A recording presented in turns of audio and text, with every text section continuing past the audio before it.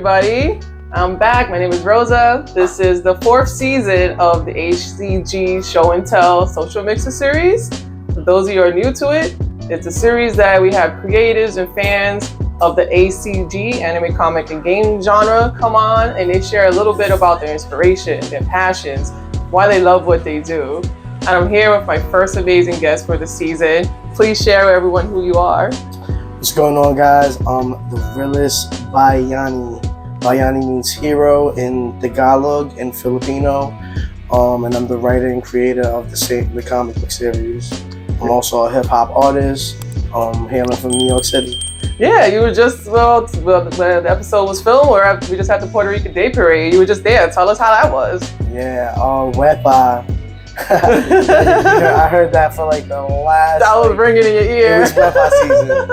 So it was fun because, I grew up in a Puerto Rican type of block neighborhood, Brooklyn, Sunset Park. Amazing. And I was around Latin, Latino cultures for my whole life.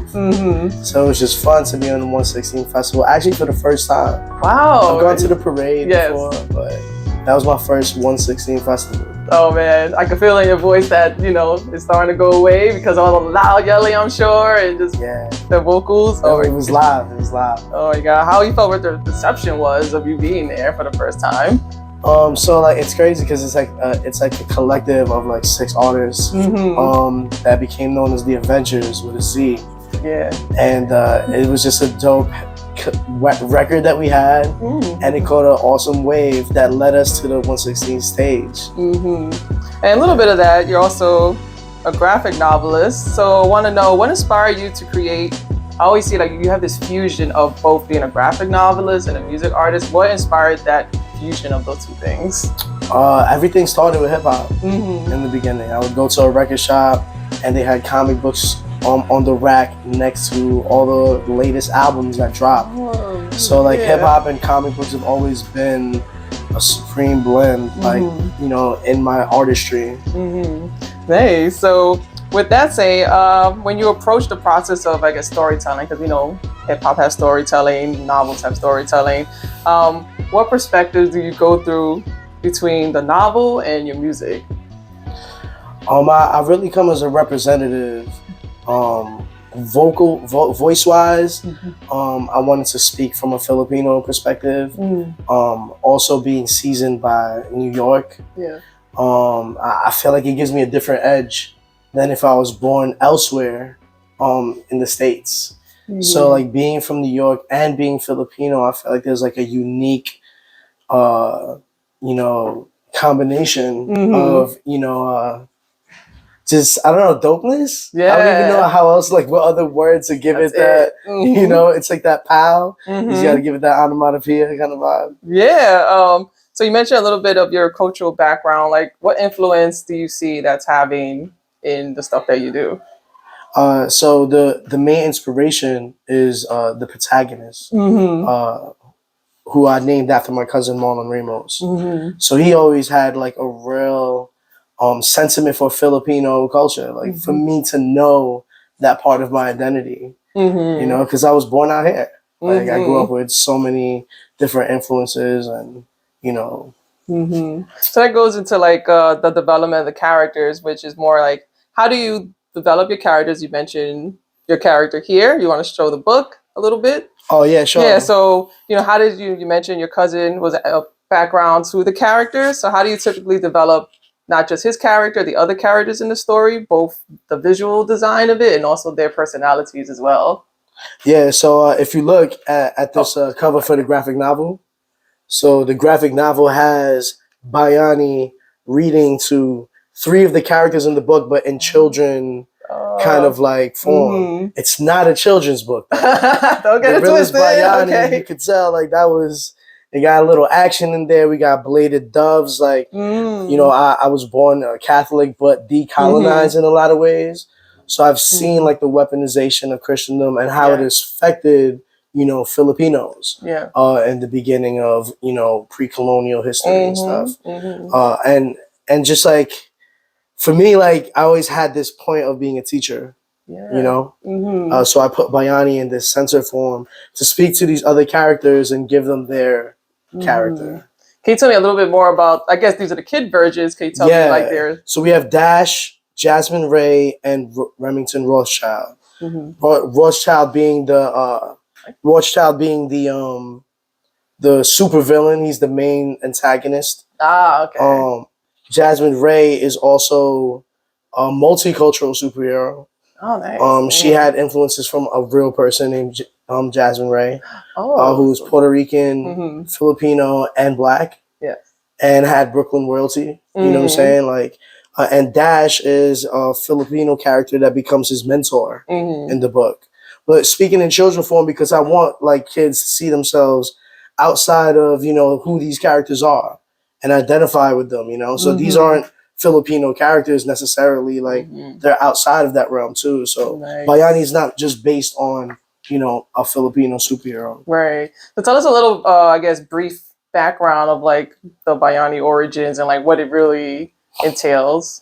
So with Bayani, I pictured it like in the near future. Of course, like I have inspirations of Akira, the Warriors, you know, our usual Marvel stuff like Daredevil. I love the Street Hero Edge. You know, so I place him in Tunnel, Manila. And I go back into the beginnings of who the first Bayani is. So I bring people into a more pre-colonial historical kind of journey as well when they meet Lapu Lapu, who's the first Bayani. Oh, nice. Yeah. Interesting.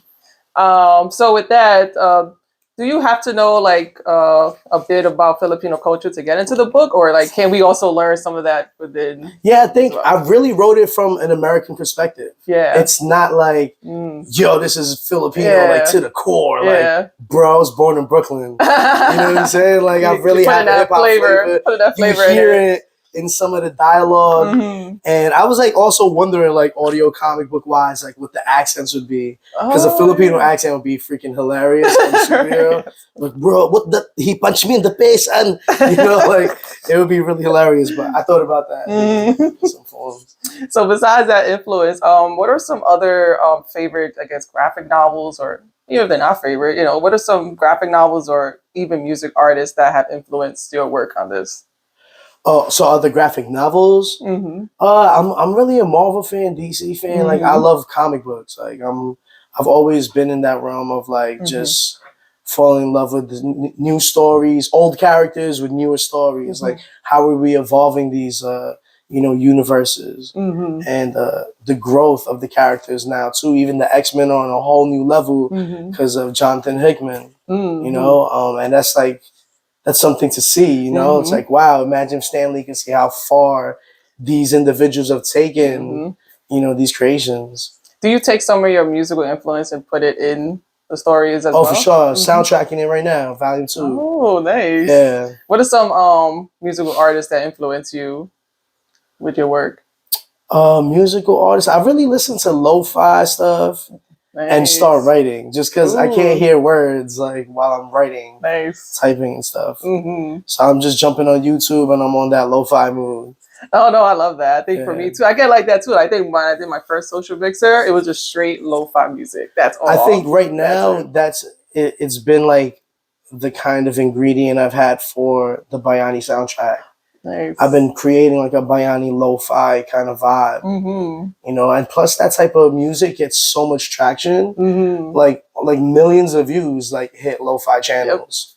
So like with producers, I'm like, yo, bro, like if you don't want to evolve out of hip hop, right? Like lo-fi beats is boom bap. You know what I'm saying? Because nobody really likes to listen to, you know, something that's out of their genre. That's true. Of a subgenre. So I'm gonna go into collaborations, right? So when it comes to collaborations, how do you handle that as an artist or a writer when it comes to these projects? In terms of collaborations with either or, if you do music collabs, you know, your graphic novel collabs, how do you handle them the same, differently? Like So I've met so many like creators in the indie scene, and there's always that exciting like, hey, one day I want to cross my universe into your universe. Oh my god, yeah. And I'm just like, yeah, that's cool, but you know, like let's tap into each other's lore, like let's you know like find out was going in each other. Like there's a whole group of indie Filipinos right now that I'm part of in a discussion panel in San Diego Comic-Con. Nice. And we're going to be speaking on like AAPI, indie culture, like us bringing our voice to characters that aren't Marvel, that aren't DC owned, you know what I'm saying, that are actually like created from us, like from our culture, from our, you know what I'm saying, heritage. Right. So that's at this San Diego Comic-Con? San Diego Comic-Con, yeah. Oh, wow. That sounds amazing. I got a fly. Yeah, it's amazing that I got, you know, that access. Oh, I'm going to look forward to seeing that. It's awesome. So with that, how do you stay? So knowing you have these collaborations, you got these projects going on, you just did this music show at the parade. How do you stay motivated? And when it comes to, I guess this is a tough question. I guess if you have creative blocks or any challenges that come up, what keeps you going? What keeps you motivated to continue that process?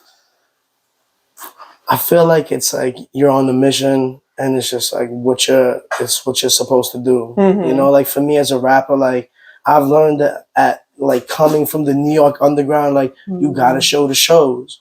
You gotta show face. You know, and I feel like that's what it was for like comic books also. Like I feel like, and I've met a lot of introverted people that are in the comic book world. They kind of prefer to not be the face of stuff, you know, but I'm like so used to it, like representing my own, you know, what Mark Marvel was or what Bayani is now, you know, like this is, you know, things that I had to like learn, which was no excuses or, you know, build a team, you know, these very things that I learned in the underground of being an artist is things that I applied while creating our own publishing.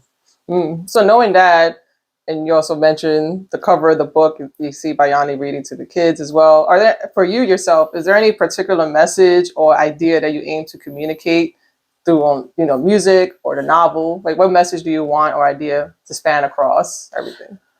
Well, the title of the publishing is The City Needs You.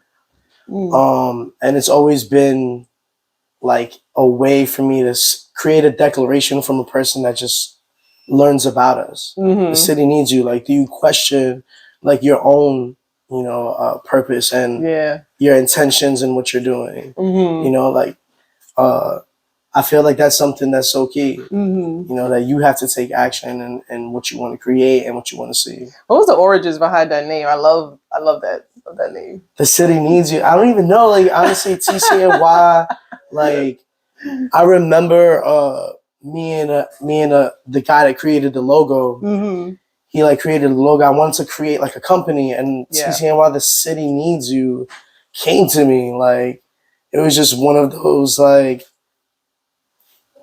it had to be like a divine voice. It just called out. That was it. Like, yeah, it was something that came to me. I mean, I established it in 2016. You know, and that's when I did like a soft launch and Comic with Jones and Staten Island. So it was just one of those things that just like spoke to me. How has the reception been? Like, you know, you've been to New York Comic Con, you know, you've been promoting your music. How's the reception been for you, not only in the New York City scene, but throughout the country? So now, like, you know, I just mentioned, you know, San Diego Comic Con. Yes. I made those connections with people that are actually indie creators in the California scene, which somehow, you know, connects to the New York scene. You know, so friends like Kid Heroes, who's the director of Lumpia with a Vengeance. Right. Like, you got to see the film. Oh, yeah. Right? It was really good. He's definitely been, like, he's been a kuya, literally, for Bayani in many ways, like, with helping bridge the coastal relationships. Yeah, that movie, if you haven't, is there any way for people to still check out that movie? It was really good. I think they're, like, selling it online. I think they did find a distributor. Oh, nice. Yes. Okay. Yeah, it definitely, we want to know about like the culture and then the comedy behind it, and then just superheroes just throwing, you know, these lupia things at people. Oh my God, yeah, that was another level of randomness, but I love that. You know, if you love that, it's for you. Word. I wish somebody threw a lumpia right now. Right? Yeah, throw me that lumpia. So that you have any upcoming projects or ideas that you're excited about or that you could share with us?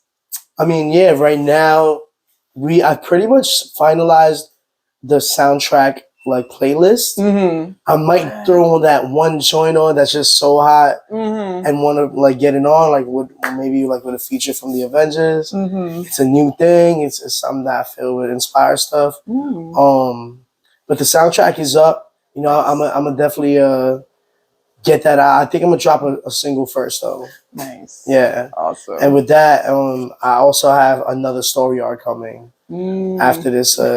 After people digest this trade, this graphic novella, you know. I got to get myself ready for that. Yeah, definitely hope you get to dive in. Yeah, for sure. Oh my God. So how long you think that should take, like, to develop? Well, me and Raph Salazar is like pretty much like 30-40% of the way. Nice. Awesome. You know, I'm just writing one more scene. I usually write like a group of scenes, 5 to 10 pages or so, 1 to 5 pages, and really send it to an artist like that so he could like focus on, you know, the sequencing. Okay, so last question before we tell people where they can follow you is, what do you hope the fans, or your family, friends, you know, just people that find you, your work, what can they take away from, whether it's your novels or your music? What's one thing you want them to take away from that?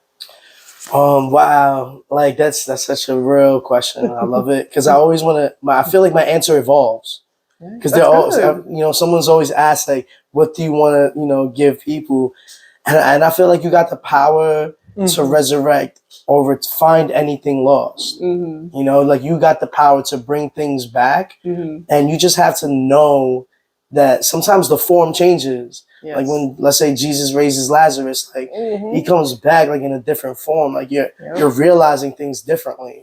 So yeah, like this is how I resurrected my cousin Marlon Ramos through Bayani. You know, such a sentimental, you know what I'm saying, value to something I hope to become a household name. I love it. I love the evolution idea. Like the answer is always different. Yeah, for real. My stage of life and understanding is different every time. So right now, that's really what I see.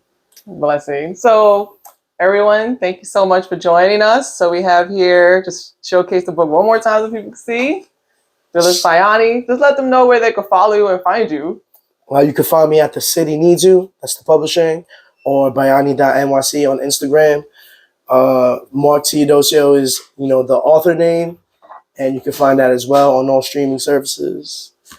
You know the tribe. Peace, Tokyo, Bronx. All right. ACG, what's up? Thank you so much. Appreciate it.